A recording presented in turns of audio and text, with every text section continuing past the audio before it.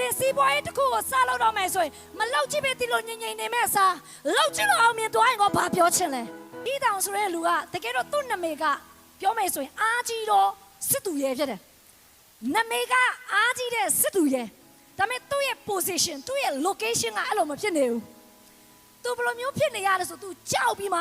ပုံးနေရတဲ့လူဖြစ်တယ်တရားသူကြီးမဆာခန်းကြီး6အငယ်1ကနေ6ထိကျွန်တော်တို့သူကဖတ်မယ်ဂီးတောင်ရဲ့အသက်တာထဲမှာဂီးတောင်ရဲ့ဘိုးဘွားဘီပြင်းတွေကတော့ဖယားကိုသိတဲ့အတွက်ကြောင့်မလို့ဖယားကိုကြောက်ရင်ခဲ့တယ်သူတို့အရင်ကသူတို့အယမ်းချမ်းသာခဲ့တယ်သူတို့အရင်ကသူတို့အယမ်းအောင်မြင်ခဲ့တယ်ဖယားတခင်သူတို့ကိုမျက်နှာအယမ်းပေးခဲ့တဲ့လူမျိုးတွေဖြစ်တယ်ဒါပေမဲ့ဖယားကိုကိုးစားရမယ့်အစားဖယားအချိန်ပို့ပေးရမယ့်အစားသူတို့ကဖယားနဲ့ connection မရှိတော့ဖယားတခင်နဲ့နော်အချိန်ယူတာမရှိရင်းနှီးကြုံမှုမရှိတဲ့အခါမှာဘာဖြစ်လာလဲဆိုဝိညာဉ်ရေးရကြဆင်းလာတာနဲ့အမျှသူတို့ရဲ့တက်တာထဲမှာစာရမာနဲ့ရဲ့ညင်းဆဲခြင်းခံရတယ်ကျမတို့တက်တာထဲမှာဖယားနဲ့ဝေးရင်စာရမာနဲ့အခွင့်ရလေလေပဲနော်ကျမတို့တက်တာထဲမှာဖယားနဲ့ကျမတို့နီးတစ်ထက်နီးဖို့လိုတယ်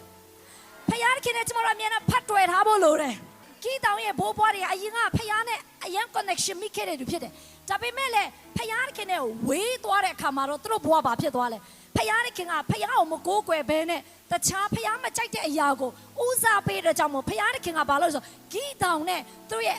လူမျိုးတွေကိုမိဒီယန်ရဲ့လက်ထဲမှာအပ်လိုက်တယ်ပြောလို့ဆိုမိဒီယန်တွေကသူတို့ကိုပြန်ပြီးအုပ်ချုပ်ပြီးမှသူတို့ကိုပြန်ပြီးညှဉ်းပန်းနှိပ်စက်တယ်ဆိုတော့ကျွန်တော်တို့ဒီချမ်းစာမှာတွေ့ရတာဖြစ်တယ်ပြောမယ်ဆိုရင်ဂီးတောင်နဲ့သူတို့မိသားစုတွေအားလုံးသူတို့နှစ်တိုင်းမှာသူတို့ရဲ့လေတွေယာတွေမြေတွေလှုပ်ဆောင်တဲ့အရာအားလုံးကို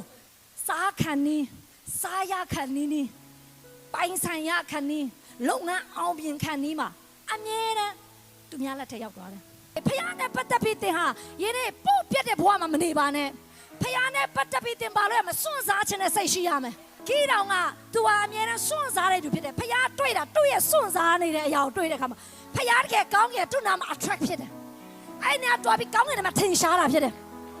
မိတ်ဆွေဖယားတကယ်တင်တဲ့မှာထင်ရှားခြင်းဆိုတဲ့ proactive ဖြစ်ဖို့လိုတယ်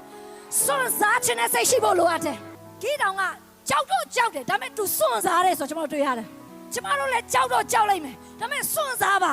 နည်းနည်းလေးတော့စွန့်စားပါဂီးတောင်ကတင်ရပါတွေ့ရတယ်သူများတွေကကြောက်နေတဲ့အခါမှာ तू ကဘာဖြစ်လဲစွန့်စားပြီးစပါးသွားနေတယ်